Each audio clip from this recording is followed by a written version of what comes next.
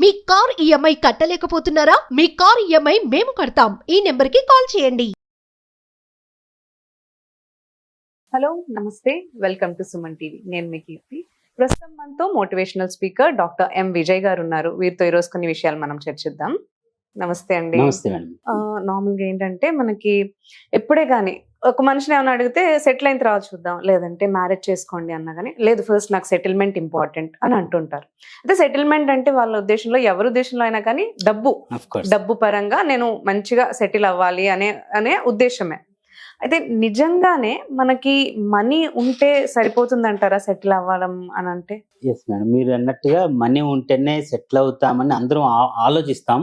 కానీ ఈ జర్నీలో మనీ అనేది ఒక బై ప్రొడక్ట్ లో రావాలి మేడం. మనీ కోసం మనం వెంపర్లు ఆడకూడదు. మనం చేసే పని చేస్తూ దాని ద్వారా మనీ అనేది బై ప్రొడక్ట్ వస్తే మనం సక్సెస్ అన్నట్టు లేదా సెటిల్ అయినట్టు ఫీల్ అవ్వచ్చు. ఉదాహరణకి చాలా మంది ఏంటంటే మనీ మనీ మనీ డబ్బు సంపాదించేది మెయిన్ ఇంటెన్షన్ ఏంటంటే సొసైటీలో ఒక్కొక్క పలుకుబడి కావాలి, నన్నంటూ గుర్తించాలి. ఇప్పుడు నేను ఈ బ్లేజర్ వేసుకొని లేదా ఇలాగ షూ వేసుకొని వస్తే కాబట్టి నన్ను లోపలికి పంపించారు, లేదా టీ షర్ట్ షార్ట్ వేసుకుని వస్తే లోపలికి రాణిస్తారా? మేబీ అంటే అలా ఆలోచించడానికి సొసైటీ అలా చూస్తుంది కూడా కదా ఇప్పుడు. వాళ్ళు అలా చూస్తున్నారని మన లైఫ్ లో కూడా మనం అలా రిచ్ గా కనిపించాలి అనే ఉద్దేశంతో ఏంటంటే కంపారిజన్ ఎక్కువైపోతుంది. వాళ్ళు ఇలా ఉన్నారు, నేను కూడా వాళ్ళలా ఉంటే నాకు అంత రెస్పెక్ట్ వస్తుంది కదా ఉద్దేశంతో కంపేర్ చేసి వాళ్ళ చేసే దానికంటే ఖర్చు లేదా ఎక్స్పెండిచర్ అనేది ఎక్కువైపోతుంది. అలాగా అది కాదు, మళ్ళీ ఇక్కడ డబ్బులు సంపాదించాలి. ఈ డబ్బుల కోసం వెంబట పడి పడి పడి పడి ఇందాక అనుకున్నట్టుగా ఆరోగ్యం అనేది నెగ్లెక్ట్ చేస్తూ ఉన్నారు. మెయిన్ ఇంటెన్షన్ ఏంటంటే try to don't compare others. What you have, what you can, దాన్ని యూజ్ చేసి ఒక బై ప్రొడక్ట్ గా మీరు ఇన్కమ్ సంపాదించుకోవాలి. మీ పెట్టుబడి ఏమవ్వాలంటే మీలో ఉన్నటువంటి టాలెంట్, స్కిల్స్ ని పెట్టాలి. అప్పుడు మీరు ఏమంటారు, ఒక స్టేజ్కి రావాలనగానే ఉపయోగపడే ఒక స్కిల్స్ అనేది మీరు పెట్టుకుంటే సక్సెస్ అయ్యే అవకాశం. ఎక్కడ దాకా, ఎందుకంటే పెద్ద పెద్ద సింగర్స్ ఉన్నారు ఇప్పుడు, వాళ్ళ బ్యాక్గ్రౌండ్ చూసుకుంటే ఎక్కడో పల్లెటూరులో ఉండోళ్ళు అయి ఉండొచ్చు. కానీ వాళ్ళు సాధన చేస్తూ చేస్తూ ఉన్నప్పుడు ఏదో ఒకళ్ళు పిలవటమో, ఒకళ్ళు ఇన్వైట్ చేయడమో, లేదా ఒక పర్సన్ నీలో టాలెంట్ ఉంది మా దగ్గర వచ్చి పాడతాం అనడమో, ఏదో ఒక సందర్భం అనేది క్లిక్ అవుతుంది. దీని లైఫ్ లో అంటారు టర్నింగ్ పాయింట్ అన్నాం చూసారా, అట్లాంటి ఆ టర్నింగ్ పాయింట్ వచ్చేదాకా ఖచ్చితంగా ఫోకస్ చేస్తూ అనేది వాళ్ళు ఏం చేయాలి, ప్రాక్టీస్ చేస్తూ ఉండాలి. ఇప్పుడు ఐన్స్టీన్ ఉన్నారు, లేదా గొప్ప గొప్ప సైంటిస్టులు బొచ్చడు మంది ఉన్నారు. ఇంతమంది కూడా ఇప్పుడు ఇంత రిచ్ అయ్యారు, నోబెల్ ప్రైజ్లు వచ్చాయి. వాళ్ళు వర్క్ చేసిన దానికి వాళ్ళు డబ్బు కోసం వర్క్ చేశారు అనుకోవట్లేదు కదా. వాళ్ళ ఇంటెన్షన్ ఏంటంటే నేను పలానా సాధించాలి, నేను ఒకటి కనిపెట్టాలి అనేది వాళ్ళ ఇంటెన్షన్. థామస్ ఆల్వా ఎడిసన్ ఒక బల్బు కనగడం కొన్ని వేల సార్లు ప్రయత్నించారు. ప్రయత్నించినప్పటికీ కూడా ఒకనొక సందర్భంలో నువ్వు ఇన్ని సార్లు 10,000 సార్లు ప్రయత్నించావు, నీ వల్ల దీనివల్ల ఉపయోగం ఏంది, పిచ్చోడైపోయావు అని అడిగితే ఆయన చెప్పారట, నేను 10,000 సార్లు ప్రయత్నించి ఓడిపోయిన ఎక్స్పెక్ట్ చేస్తున్నారు మీరు అంటున్నారు. 10,000 సార్లు అంటే 10,000 రకాల్లో ఈ బల్బు వెలగదు నేను కనిపెట్టానని చెప్తానట. చూడండి, దృష్టికోణం అనేది వేరేగా ఉంటుంది. థింకింగ్ ఎప్పుడైతే మన థింకింగ్ డబ్బు కోసం కాకుండా మనం చేయాలనుకున్న పని మీద టార్గెట్ చేసుకుని వెళ్తూ ఉంటామో, ఒకనొక స్టేజ్ కి మనం అయితే రీచ్ అవుతామో అప్పుడు ఆ డబ్బు ఆటోమేటిక్ వచ్చేస్తుంది. ఒక అద్భుతం జరిగేటప్పుడు లేదా ఒక ఆవిష్కరణ జరిగేటప్పుడు మనల్ని ఎవరు గుర్తించరట, పైగా క్రిటిసైజ్ చేస్తారు. ఒక దాన్ని కనిపెట్టేటప్పుడు క్రిటిసైజ్ చేసే వాళ్ళు ఎక్కువ ఉంటారు. ఈ ప్రపంచం కూడా గుర్తుపట్టదు మనల్ని. ఆవిష్కరణ జరిగిన తర్వాత ఎవరు గుర్తుపట్టాల్సిన అవసరం లేదు, ఎందుకంటే వెల్ నోన్ అయిపోతాం. ఆవిష్కరణ వెల్ నోన్ అయిపోతుంది, ఎవరంటే పలానా వ్యక్తి అని చెప్తారు. ఆవిష్కరణ జరిగేటప్పుడు ఎవరు గుర్తుపట్టరు, కానీ ఆవిష్కరణ జరిగినంత ఎవరు గుర్తుపట్టాల్సిన అవసరం లేదు. ఈ ఒక్కటి కానీ మనసులో పెట్టుకొని మనము హార్డ్ వర్క్ చేస్తూ పోతూ ఉంటే, ఇందాక నన్ను చూసారా, మనీ అనేది బై ప్రొడక్ట్ గా వచ్చేస్తూ ఉంటుంది, సక్సెస్ఫుల్ గా వచ్చేస్తూ ఉంటుంది. ఎస్, ఈ మనీ సంపాదించాలి, కానీ ఏ దారిలో సంపాదిస్తున్నాము, దానికి మనం ఏం సాక్రిఫైస్ చేస్తున్నాము, రిటర్న్ ఆఫ్ ఇన్వెస్ట్మెంట్. మనకు డబ్బులు మనకు కావాలి, మనం ఇన్వెస్ట్ ఏం చేస్తున్నాం, నీ వాల్యుబుల్ టైం పెడుతున్నావా లేదంటే నీ శ్రమ పెడుతున్నావా ఆధారపడి ఉంటుంది. ఒక ట్రైనింగ్కి వెళ్ళినప్పుడు కొంత ఇన్ఫర్మేషన్ తీసుకోవాలి.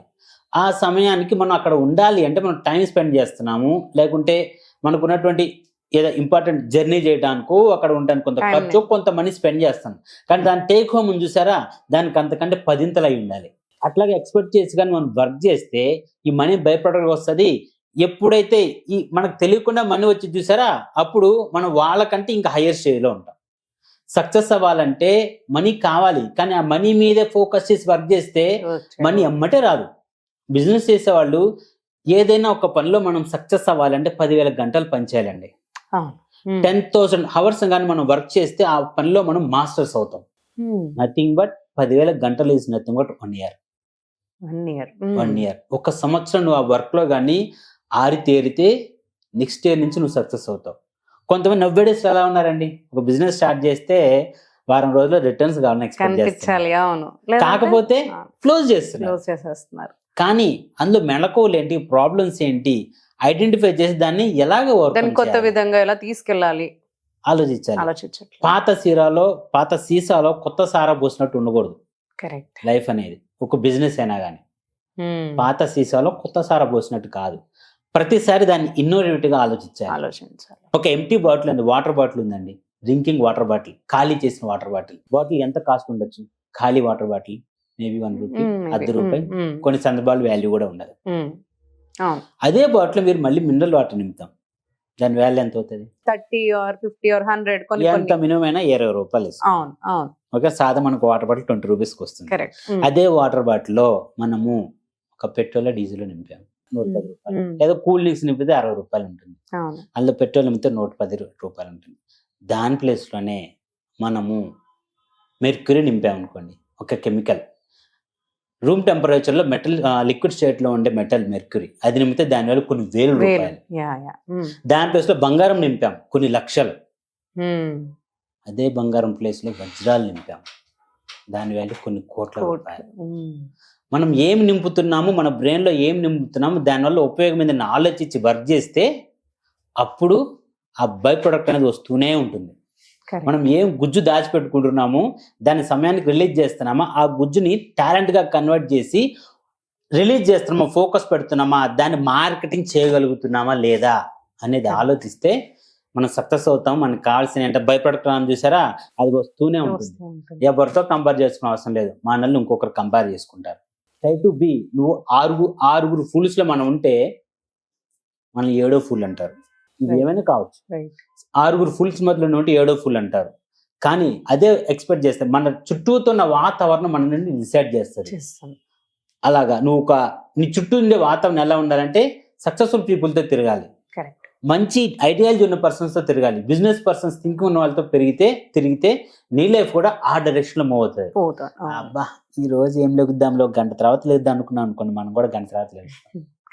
ఒక రోజుకి 1 గంట ముందు లెగిస్తే ఒక రోజుకి 1 గంట ముందు లెగుద్దాం. చాలా సింపుల్ పని, ఎట్లగలంటే 1 గంట ముందులో చాలా సింపుల్ పని. వారానికి ఎన్ని గంటలు వస్తాయండి? 7 hours వస్తాయి. నెలకి 28 hours వస్తాయి. ప్రతిమా 1 day ఎక్స్ట్రా వచ్చినట్టే కదా. సంవత్సరానికి నెలకు 1 day ఎక్స్ట్రా వచ్చినట్టు కదా. అలాగా చిన్న చిన్న డెసిషన్స్ తీసుకుంటే లైఫ్ లో గొప్ప మార్పులు ఏర్పడతాయి. ఒక్క రోజు నువ్వు ఎన్ని రకాలుగా యూజ్ చేసుకోవచ్చు. ఫ్యూచర్ ప్లాన్స్ వేసుకోవచ్చు, సక్సెస్ కావడం కొత్త బిజినెస్ ప్లాన్స్ వేసుకోవచ్చు, కొత్త connections ఏర్పరచుకోవచ్చు.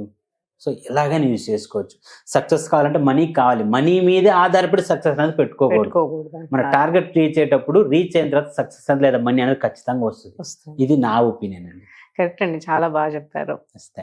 Thank you so much అండి.